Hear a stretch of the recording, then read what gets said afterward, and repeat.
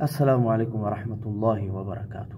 آج کی اس مختصر ویڈیو میں اچھے اخلاق کے اوپر بات کریں گے۔ اچھے اخلاق کی ترغیب قرآن و حدیث دونوں میں وارد ہوئی ہے۔ اللہ رب العزت نے قرآن مجید کے اندر مختلف مقامات پر مختلف انداز میں اچھے اخلاق کو بیان فرمایا ہے، اور رسول اللہ صلی اللہ علیہ وسلم نے کئی اپنی احادیث میں اچھے اخلاق کی ترغیب دی ہے۔ انسانی زندگی میں حسن اخلاق کو جو اہمیت حاصل ہے اور جو عظمت حاصل ہے وہ کسی سے پوشیدہ نہیں ہے۔ ہر مذہب اور ہر دھرم کے لوگ، بلکہ دنیا میں بسنے والا ہر انسان اچھے اخلاق اور اچھے برتاؤ کا قائل ہے، اور یقیناً کسی کو بھی اس سے انکار نہیں ہو سکتا، کیونکہ اخلاقی خوبیوں کو حاصل کرنا یہ انسانی فطرت کا تقاضا ہے، بلکہ یوں کہیے کہ یہ بنیادی ضرورت ہے اچھے اخلاق اور اخلاقی خوبیوں کو حاصل کرنا۔ اس کے بغیر انسان میں انسانیت اور حسن و خوبی نہیں آتی۔ اچھے اخلاق کے بغیر انسان میں انسانیت اور حسن و خوبی نہیں آتی۔ قرآن و حدیث میں اچھے اخلاق کی بڑی اہمیت وارد ہوئی ہے۔ اللہ تعالیٰ نے حضور اکرم صلی اللہ علیہ وآلہ وسلم کی ایک اہم صفت بیان کرتے ہوئے ارشاد فرمایا، سورہ قلم کی آیت ہے، وَإِنَّكَ لَعَلَىٰ خُلُقٍ عَظِيمٍ وَإِنَّكَ لَعَلَىٰ خُلُقٍ عَظِيمٍ، اور بے شک آپ اخلاق حسنہ کے اعلیٰ پیمانے پر فائز ہیں۔ آپ اخلاق حسنہ کے اعلیٰ پیمانے پر ہیں۔ آپ صلی اللہ علیہ وآلہ وسلم نے ارشاد فرمایا کہ تم میں سے بہترین شخص وہ ہے کہ جس کے اخلاق اچھے ہوں۔ تم میں سے بہترین شخص وہ ہے جس کے اخلاق اچھے ہوں۔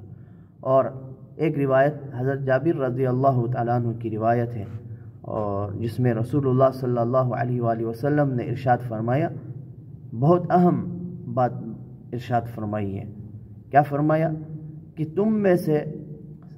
تم سب میں مجھے سب سے زیادہ محبوب اور قیامت کے دن میرے سب سے زیادہ قریب وہ لوگ ہوں گے جن کے اخلاق زیادہ اچھے ہوں گے۔ اللہ اکبر۔ سب سے زیادہ محبوب اور قیامت کے دن سب سے زیادہ رسول اللہ صلی اللہ علیہ وسلم کے قریب وہ لوگ ہوں گے جن کے اخلاق سب سے اچھے ہوں گے۔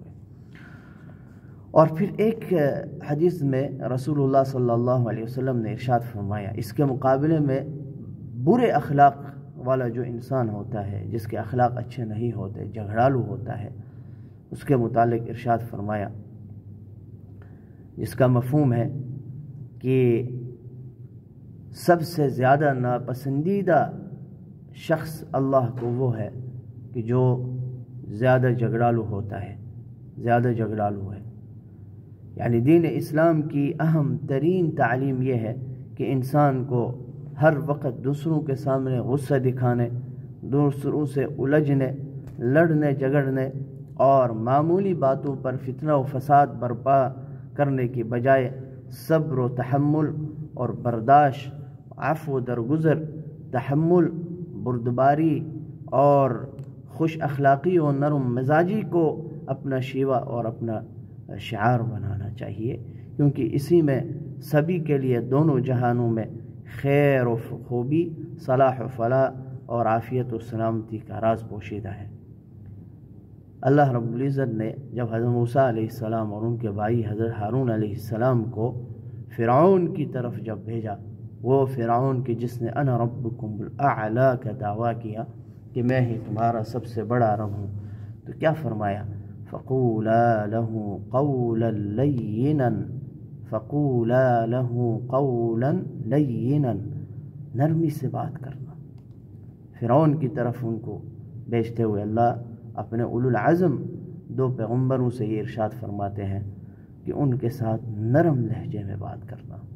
تو ہمیں بھی چاہیے کہ قرآن و حدیث پر عمل کرتے ہوئے اچھے اخلاق کو اپنائیں، اور اپنے اندر سے جو سختی کا جو مادہ ہے اس کو نکالیں۔